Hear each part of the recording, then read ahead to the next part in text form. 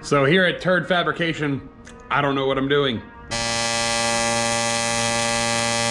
We just had a really big fail, did all this work, and we're gonna have to redo some of it, but you gotta look at this.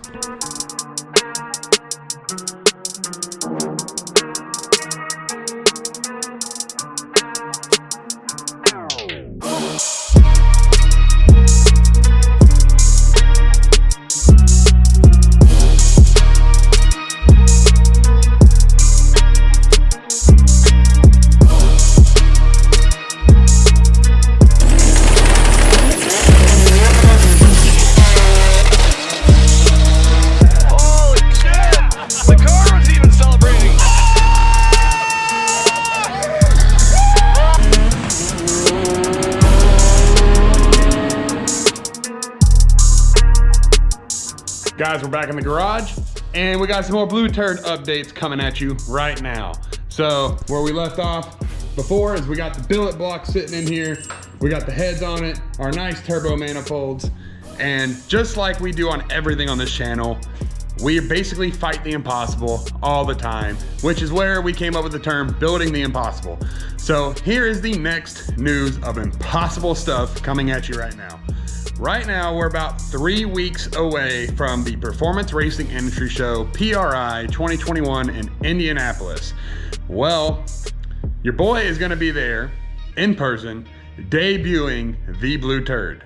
So if you're not a follower of Blue Turd on Instagram, the Blue Turd Taurus on Facebook, then you would probably know, if you watched a couple of the videos too, the car is not done. Like, not even in the slightest. We have the new billet block sitting here in Georgia where I live. Meanwhile, we have the chassis in Long Island, New York, where Bill Dragish Chassis Works is wrapping up the chassis right now. So the whole goal is that in 3 weeks, this car is going to look and be complete. Now, it won't be running, but the goal is to have everything in it, block, turbo kit, all the water lines, radiator, dry sump system. I mean, we have a plethora of parts getting ready to get thrown at this thing at a very short amount of time. So we are extremely rushed. So guys, stay subscribed to the channel. Hit the subscribe button right now if you want more updates on this one-of-a-kind car, because we're gonna have a lot of videos, a lot of content, a lot of stuff happening. So today we got a couple things coming at you. So here we have a stock motor. Unlike the stock motor, that billet one over there doesn't have any of these water jackets, which means we are going to not be running any water in the block, only in the heads. So here was my idea, because nobody's ever done this. The idea is to weld the heads completely shut on the block, where there's nothing right here as far as water. But I'm pretty sure that if we take out that plug, we will be able to flow water in. And then if we come out to this side, we have a thermostat housing that used to basically be shared between these. And we are going to cut it all up. And we're just basically gonna put some AN fittings right here and right here. And the idea is that we'll be able to flow water into both of these heads and flow it out, and then basically out the factory spot. So let's get to work.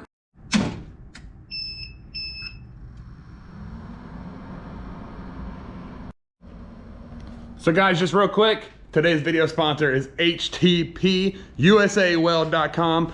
Back when we built the Red Turd, this HTP 221 TIG welder, HTP was very kind to work with us while we were building that project. So we're just passing a little bit of a deal to you guys. If you guys are interested in a TIG welder, maybe you want one for Christmas, we have a promo code Blue Turd. Use it at HTP's website, USAWeld.com. Pick you guys up a TIG welder. So went ahead, got all this stuff cut apart.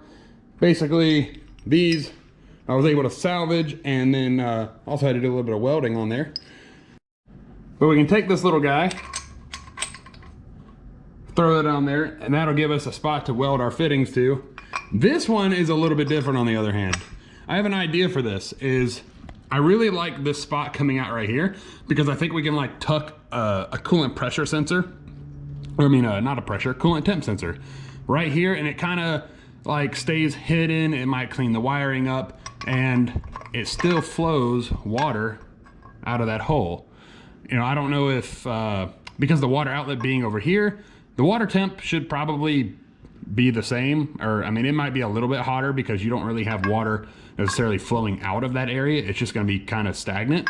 But I think I'm still gonna roll with that because we're also gonna roll with a cylinder head temperature and a couple other temp sensors like oil temp and stuff like that, so we can make sure we keep our temps in check. But this, on the other hand, is my temp sensor. And I went over to Vibrant Performance, right? And I was like, I need to order a bunch of fittings that I'll be able to weld on. And, well, I bought the wrong fitting. This is an 1/8 inch MPT. This one's like, I don't know, a 1/2 inch MPT. I don't know.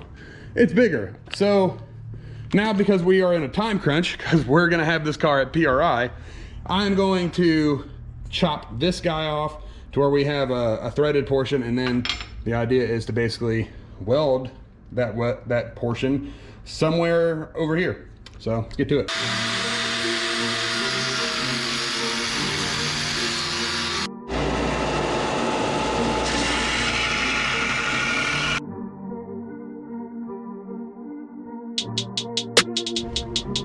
So I'm pretty happy with that.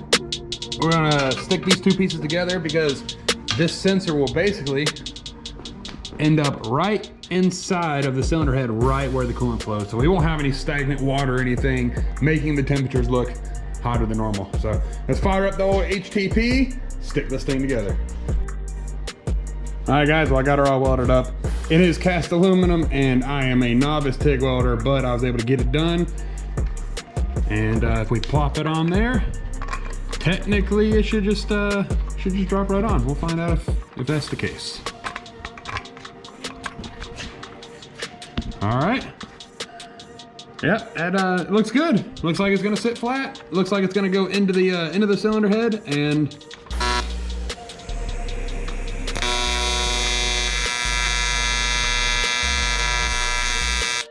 all right, we have a first completed water neck outlet, whatever you want to call it. You know, I'm not the best welder in the world. I've said this probably 1,000 times on this channel, but we can make stuff work. So, one last look at that. There you go, guys. Now we just gotta make this one. We'll go ahead and fast forward through that, and then we'll get to pulling these plugs out and seeing if we can make that work. Man, y'all gonna have to light me up in the comments section on this one, guys. She is not the prettiest, but as you can see, we got an AN fitting here, AN fitting here, temp sensor here. We are done with this side, besides the fact that we have to remove the studs right here. We're gonna have to go to like a bolt because there is no thread on this stud, so we're just gonna go ahead and change them out for bolts. Going on to this side, I'm going to attempt to remove these freeze plugs.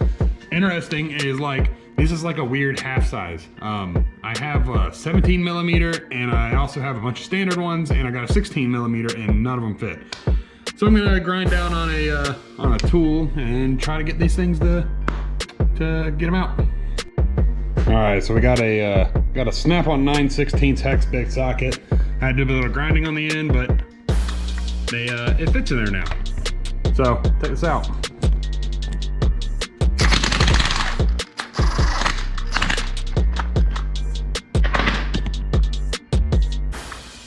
All right, well, we got the steel plug fitting out. I wish I knew what thread this was, because it'd be really nice to find in a threaded fitting that would just like thread into that and give me an AN line out of this. But unfortunately, I don't think it's going to work that way. So what I gotta do is I'm probably gonna drill this out and then weld a steel fitting onto it, and then see if that works. All right, now this fitting I am a little bit more happy with. So we took that plug right out of the head, drilled a hole through it, burred it all out, welded the fitting onto it, and then ground 2 flat spots in it so that way we can grab it with a wrench. And look at that. We just take this thing, thread it right in there, and now we have water outlet fittings, custom made from the help of HTP and Vibrant Performance in just a little bit of work. Hell yeah. This one, on the other hand, I mean, it just, once you start it, literally goes right in by hand. Probably just throw a little bit of sealant on that and boom. So we got our dual water outlets right here, or excuse me, water inlets. And then we walk to this side. Now we have a dual water outlet with a temp sensor. So next on the list is we got to get this thing fully assembled as far as camshafts, valve covers, and intake manifold. Since we are just displaying the billet motor, we're not going to be actually assembling it with valve springs or anything like that. But we're just going to be throwing in this set of cams over here just so we can mock up the timing belt, verify that the timing stud location's all correct, and etc., etc.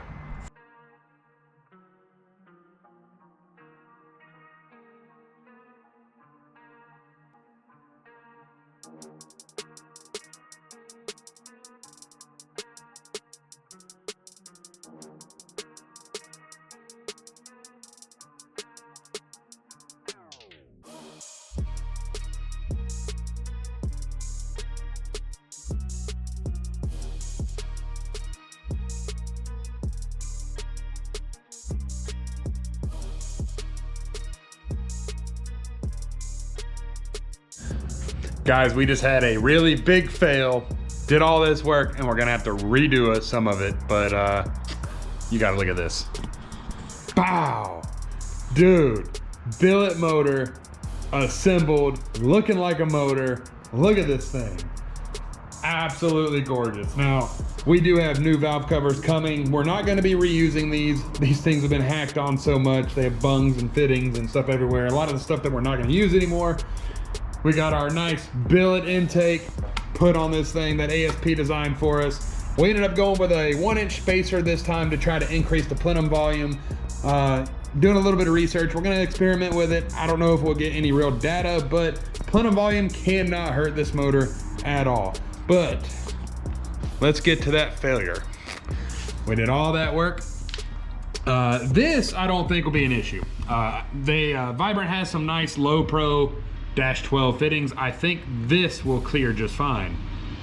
That, on the other hand, not going to clear.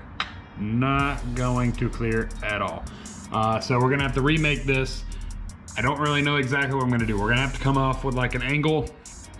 I mean, like a really tight radius steel fitting we're going to have to make. Unfortunately, that's not usable. So back to the drawing board. Dude, this is like such a freaking bummer.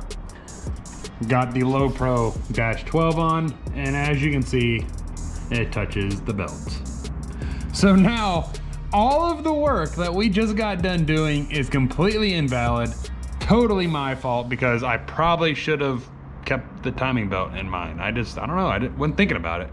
So now I have to take these completely back off. I think if we use some -10 fittings, they will be low pro enough.